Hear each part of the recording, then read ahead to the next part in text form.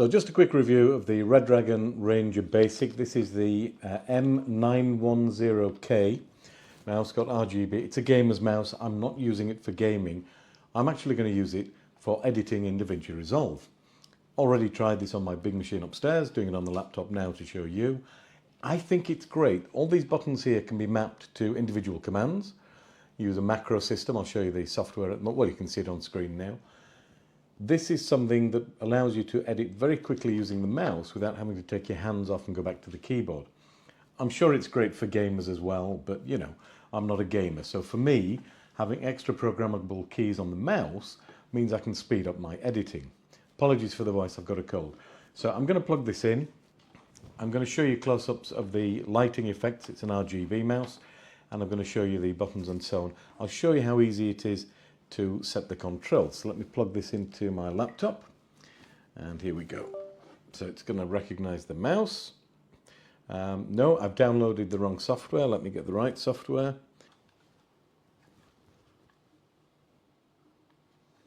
Can you see that? I'll do close-ups. If it's no good, I'll do close-ups. So if you're a gamer and into that kind of thing, for what I'm going to do, it doesn't really matter. So I could turn this off. And I'm happy not to have the lights on. Now let's have a look at the real area of interest for me, which is the macro. So I'm going to create a macro. I'll hit the plus sign. I'm going to give it a name, and I will call this blade cut. If I can type right. Blade cut all. And then change name again for some reason. And now what I want to do is actually do the key strokes, which in this case is Control B. Now you'll see it's done it twice. It's very sensitive. So what I'm going to do, I'm just going to take out the extra ones from the trash can here. So you hit stop, click on the one you want to delete, next one, because all I need is a single Control B. Save that. So I now have a macro defined, but I don't have it assigned to a button. So this is where I come to Customize. And I'm actually going to go for button 4. I'll show you the close-up of where that is on the mouse.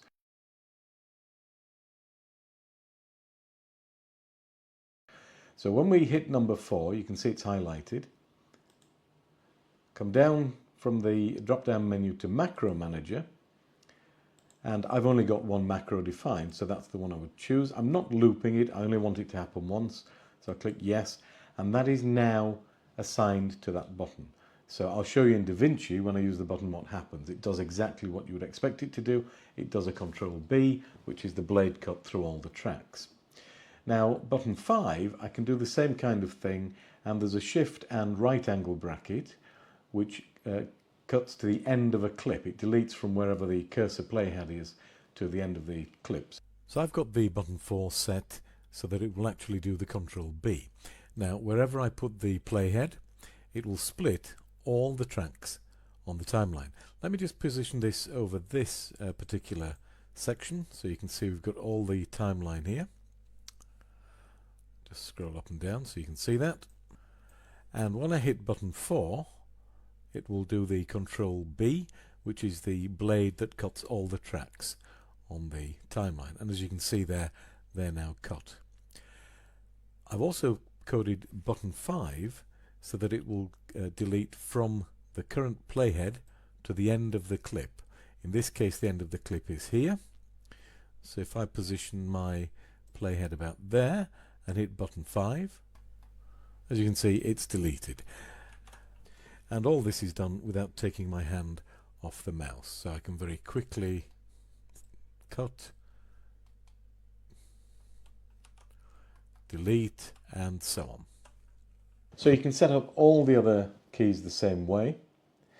You've got a total of, well, certainly 6 with just the buttons here, because we have some in down the back of the mouse as well.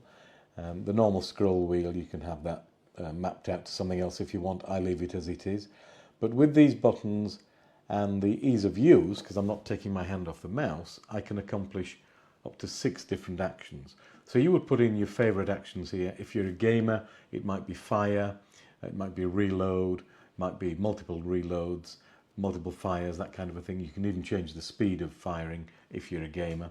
But for me, as a cheap editing tool for video, and you could map this if you wanted to audio editing, because you can have multiple profiles, as you can see over here. So this is profile 1, but I can create new profiles, and that means that it's multi-use. So whatever applications you're using, this is a pretty powerful tool for getting most out of those applications. So if, like me, you're into video editing, not a bad little tool. Thanks for watching.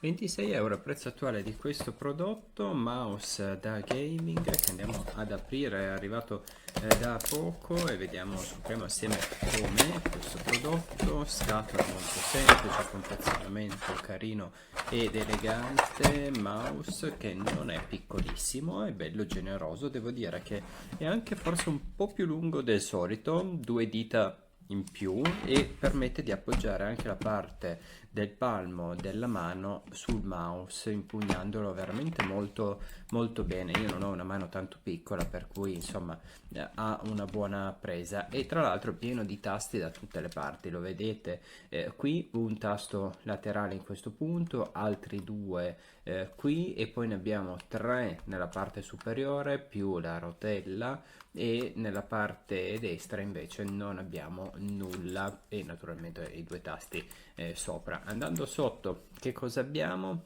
Mode switch, che permette di passare tra le diverse modalità, e dei 9 pulsanti, c'è scritto 1 2 3 4 5 6 7 8 e 9, questo qua possiamo considerare.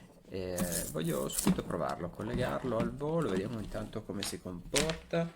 Eccolo qui attaccato e acceso. Sento in cuffia il rumore di Windows che configura il tutto. Ho letto che è necessario installare un software suo della Redragon, se ho ben capito, che permette di andare a configurare, a personalizzare i tasti e quindi a dire al dispositivo come si deve comportare quando un tasto viene premuto. Ma nel frattempo diciamo che la corda qua, il cavo, non ci sono particolarmente abituato ormai. Vediamo un po' se sto facendo casini nel premere i tasti per scoprire come funziona, però nulla di stratosfericamente diverso dal solito. Voglio solo vedere se premo la rotellina mi ancora lo scroll, a quel punto mi permette di andare avanti in maniera automatica. Se premo questi tasti sopra va più veloce il mouse o meno veloce il mouse. Ci riprovo ancora, vediamo se... Ecco qua, sì, va più veloce o meno veloce, va anche velocissimo se vogliamo. Sembrano essere presettati con delle impostazioni che però poi bisogna andare a vedere all'interno del software come siano impostate. Mode switch, se passo a quest'altra modalità sembra rallentare un po' il mouse, ma credo che sia più un'impressione che altro. Complessivamente basilare non per funzione, basilare da un punto di vista costruttivo, plasticoso, ecco, diciamola così, con questa parte che è scoperta, che si vede, questi LED RGB che scorrono, però l'effetto finale, permettetelo, è molto bello, anche se forse un po' esagerato, un po' troppo veloce anche l'animazione e quello che fa vedere. O forse lo switch mode qua sotto regola proprio,